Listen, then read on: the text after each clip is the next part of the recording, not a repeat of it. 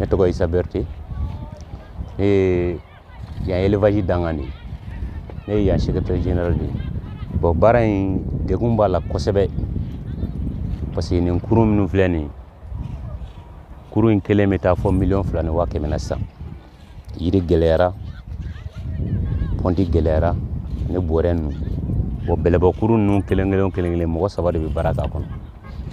bon ni samiya sera degun b'an kan o ye baarakɛlaw ka mouvement bɛ dɔgɔya quoi sanjiko la bon tilema fɛ fana an tɛ marché sɔrɔ machine waritigiw talen don machine bila fɔ ɲɛfɛla ninnu na donc o de b'an bloqué samiya tilema fɛ donc fo an bɛ obligé de wari dɔɔni min b'an bolo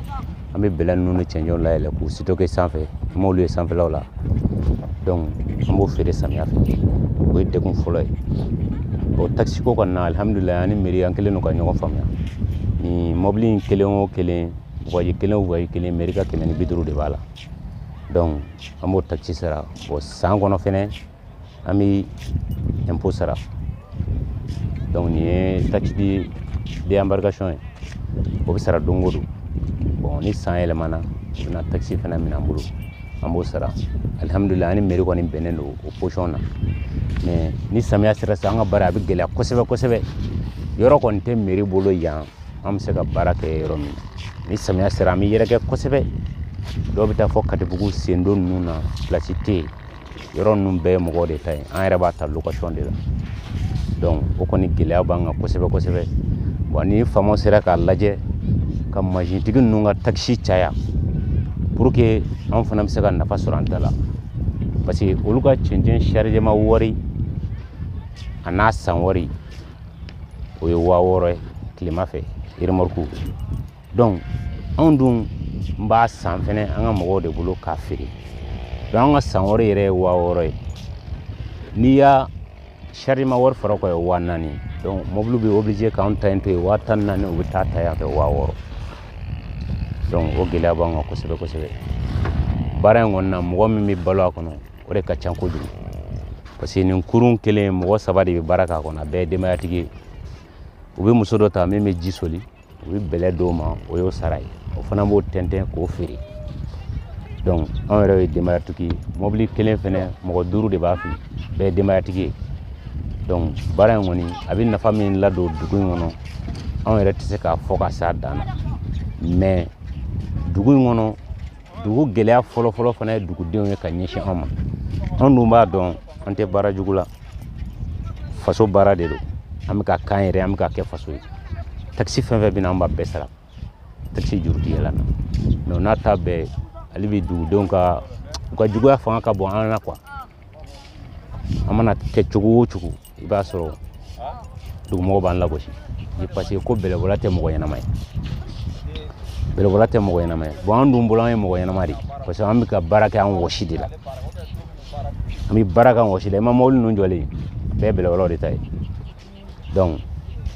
nin na hali ni e t'a la i b'a sɔrɔ i ka mɔgɔ dɔ bɛ balo a la o mɔgɔ tɛ dugu in kɔnɔ yan ko min ka mɔgɔ dɔ tɛ balo badonya kɔnɔ yan bɛɛ bɛ balo yan i mana kɛ adamaden qualité o qualité n'i kɔni bɛ se ka baara dɔɔni kɛ n'i nana badonya kɔnɔ i bɛ balo i tɛ siri mɔgɔ si la comme aw y'a na yɛrɛ jɔ dɔn n'i nana sɔgɔmadafɛla ninnu na i b'a lajɛ i b'a sɔrɔ cɛ muso yɛrɛ ka ca ni cɛ ye badonya kɔnɔ bɛɛ b'i ta sɔrɔ bɛɛ b'i ta minɛ ka taa n'a ye mɔgɔ si t'i jigin mɔgɔ si la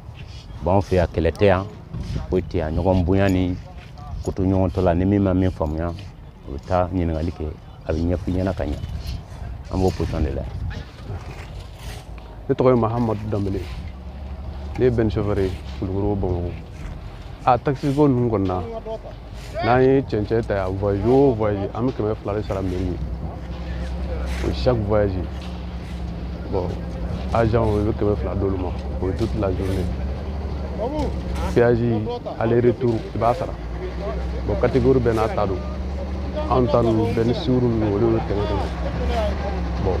à part ça bon n'i sera Bamakɔ circulation fana na i bɛ se ka dɔw sara agent ye agent bɛ se k'i lajɔ i bɛ dɔ sara olu ye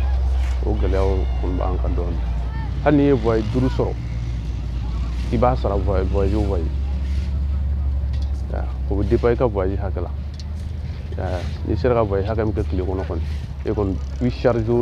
il comme place là mairie ni wule kame wule ka yesi jamana nyamo ku ka baraka sika no kabulo aw ka tasoro jamana ka tasoro affaire dinu amone amé nous fo ñana ka nous sera ka lajé an vraiment o charge que fla sara in ka bo ala parce que ni kuluguru sata ti rosi on dorne ba kano voyage que fla nous sera la ka do bo an ala alnuma a boy peu ka don bo an ala ko no jaan vraiment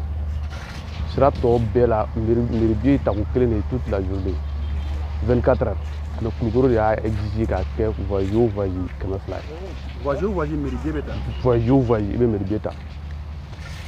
ni ante itu faji là-bas on est fait. merci. Merci.